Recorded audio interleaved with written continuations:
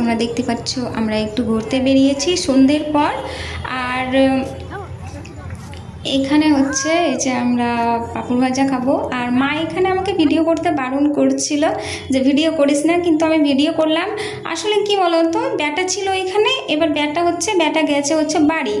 এবার ব্যাটা বাড়ি গেছে, ব্যাটা থাকলে ব্যাটার সঙ্গে মা ঘুরতো, কিন্তু ব্যাটা তো নেই, ব্যাটা চলে গেছে বাড়ি।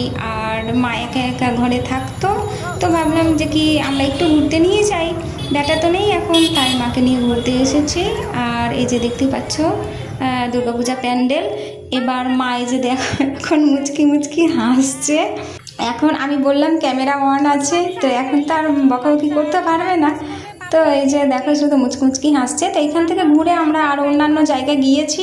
ঘুরে আসার পথে যখন বাড়ি ফিরবো তখন এই যে আমরা ঢাকেশ্বরী সুইটসে ঢুকে আমরা কয়েকটা মিষ্টি নিলাম। এখানে বসে খাওয়া গেল না, তার কারণ হচ্ছে যে অনেকটাই রাত্রি হয়ে গেছে আমাদের একটু ঘুরতে ঘুরতে, আর দোকান এখন বন্ধ করবে, সব গুছাচ্ছে।